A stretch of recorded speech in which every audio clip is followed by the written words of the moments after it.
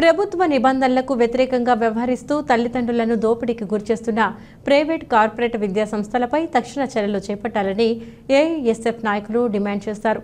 ప్రభుత్వ నిబంధనలను పాటించకపోవడంపై ఏఐఎస్ఎఫ్ నాయకులు కడప నగరం రాజీవ్ మార్గ్లోని చైతన్య విద్యా సంస్థల ఎదుట ఆందోళన చేపట్టారు.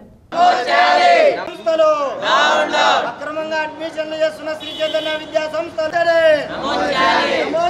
క్రిమినల్ కేసులు వెంటనే శ్రీ చైతన్య విద్యా సంస్థలు. ఇవాళ రాష్ట్ర వ్యాప్తంగా ప్రధానంగా కడప జిల్లాలో విద్యా వ్యాపారం యథేచ్ఛగా నడుస్తూ ఉంది.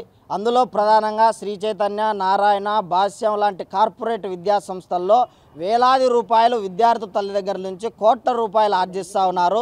ఇవాళ జీవో నంబర్ 1, 42 లేకపోతే ప్రభుత్వ నిబంధనలైనటువంటి ముందస్తు అడ్మిషన్లు చేయకూడదనేటువంటి నిబంధనలను ఇవాళ ఈ కార్పొరేట్ ప్రైవేట్ విద్యా సంస్థలు తుంగలో దొక్కి ఇవాళ విద్యార్థి తల్లిదండ్రులను మోసం చేసే విధంగా ఓ పక్క ప్రభుత్వ నిబంధనలు చెబుతున్నా ఈ కార్పొరేట్ ప్రైవేట్ విద్యా సంస్థలు మాత్రం లెక్క చేయకుండా అడ్మిషన్లు చేస్తూ మరోపక్క తల్లిదండ్రులను మోసం చేసే విధంగా ఫోకస్, నియాను, టెక్నో లేకపోతే రంగులు మార్చి పెద్ద పెద్ద పేర్లు వేసి వాటి నుంచి లక్షలాది రూపాయలు కోట్ల వ్యాపారం చేస్తూ ఉన్నారు. కాబట్టి ఆల్ ఇండియా స్టూడెంట్ ఫెడరేషన్గా విద్యార్థుల తల్లిదండ్రులు మోసపోవద్దు, ప్రభుత్వ అనుమతులు ఉన్నటువంటి పాఠశాలల్లోనే చేర్పించాలి.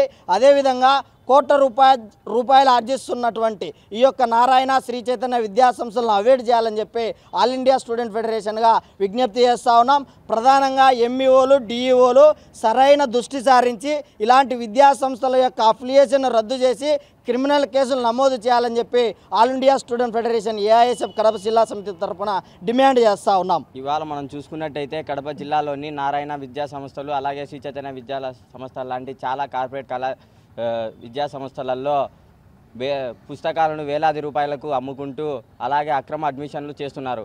దీనికి ఏమాత్రం సహించకుండా ఏఐఎస్ఎఫ్ దీన్ని ముందుండి నడిపిస్తూ పెద్ద ఎత్తున కార్యక్రమాలు చేపడతామని తెలియజేస్తున్నాం.